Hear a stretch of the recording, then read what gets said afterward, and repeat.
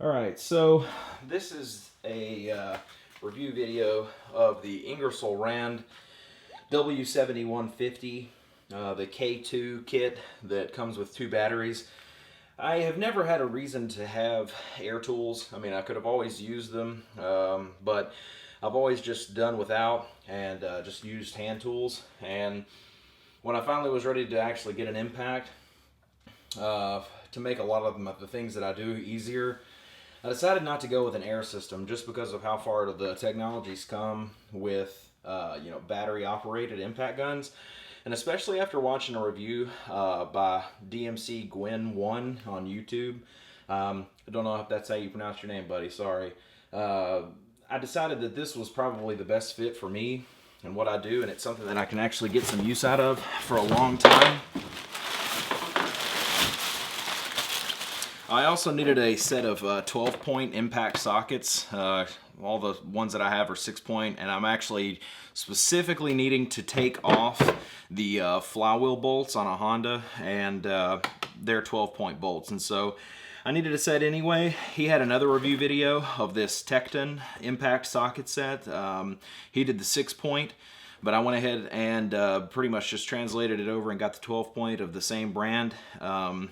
Just so that I could have a set of those and also use them to get this. I forget exactly how much it was, but it was much more cost effective to get this than to get just the 1 or 3 or 4 sizes that I would use from any other brand, really. And so if these end up working out, I'm happy that I got them. So this is kind of a partial review video of those as well. But this is straight out of the box from Amazon. I'm showing this just because I'm hoping, anyway, that it ends up being as powerful as they say it is, because I'm going to take it out of the box brand new. No extra charge on the battery, because I've heard that they come about half charged, and I'm going to see if, straight out of the box, if this thing can remove the bolts on this flywheel. I'll go ahead and say now, as I'm opening it up, I've actually already tried to get this flywheel off with every means that I have at my disposal that I've used for everything else up to this point. I've put heat on it. I've used breaker bars of various lengths. I've gone to a lot of trouble to try to get this thing off. And the shop that actually did the clutch install for the guy that owned the car before me, every bolt on the transmission side was way too tight. So I know that they used an impact to install everything, so they probably did not torque the flywheel bolts down either. Anyway, I got the K2 kit, which, like I said, comes with 2 batteries. So here's the extra battery, and you can see right out of the box it has 2 bars of battery, as well as what I'm hoping the one on the gun has, 2 bars of battery as well. So this is the W7150. Immediately I can tell that I like the weight of it. It has a very neutral weight. It's not really top or bottom heavy with the battery installed. I also loved the comments about how the battery fit onto the tool itself. And I can tell immediately that they were exactly right. I know a lot of cordless tools, the battery, it's like you can't ever really tell if it's all the way on or all the way off, and it's like a struggle. So you can't really take it off with one hand. You kind of have to do this two-hand business to try to like get it off. They really got this right. That feels really good. It's a positive click. I like the forward and reverse selector. The auto stop, the motor stop that actually slows the hammer down. I really like that as well.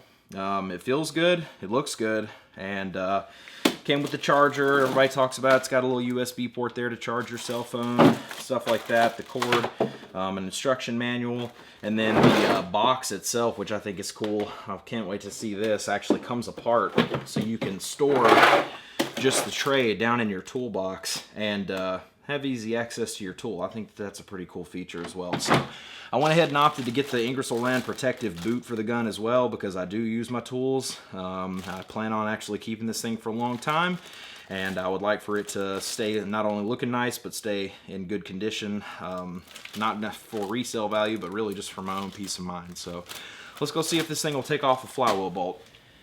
All right, everybody. So this is the flywheel in question. If any of you have ever worked on a flywheel before, especially on a 4-cylinder, you know that half the struggle is to keep the engine from turning if you don't have a special tool to lock the flywheel in place. I have methods that I use to do it, but even still, it's kind of difficult. I know flywheels aren't exactly something that people would say, wow, that's a test of a true impact gun right there. But without being here, there's no way for me to explain to you how hard these are. I've done well over a dozen clutch jobs, and I have honestly never come across a flywheel that I wasn't able to take off with hand tools. This thing is insane. I mean, I use the same techniques trying to get this off that I do to break hub nuts loose and the infamous Honda crank bolt, and I still was unable to get this thing off. So right now I'm gonna just stick the tool straight out of the box, stuck a socket on the end of it. I know it's out of focus, but stuck one of the Tecton 17mm 12-point sockets on the end of the tool. I'm just gonna stick my hand underneath there and see if it'll bust one of these nuts or one of these bolts off right now.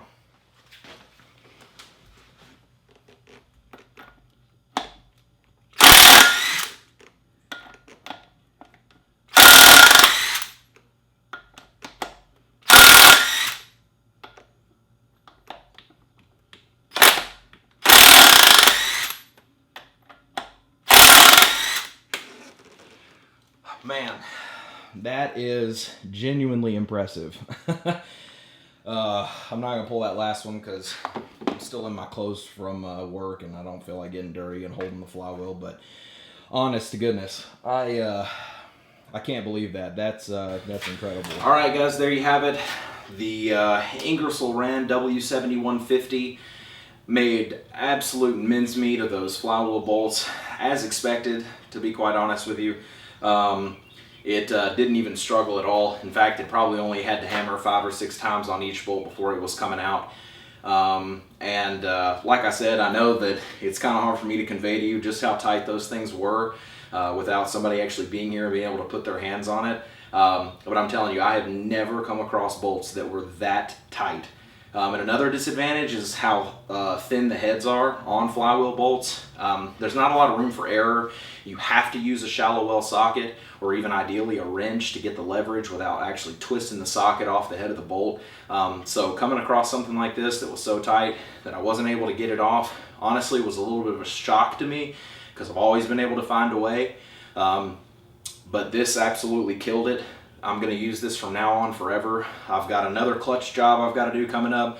I have to rebuild the front suspension on a 90s GMC pickup truck, which if you know anything about rusty bolts on a 90s era American car, they're no fun with hand tools either, and I think that this is going to prove to be an absolutely invaluable addition to my toolbox.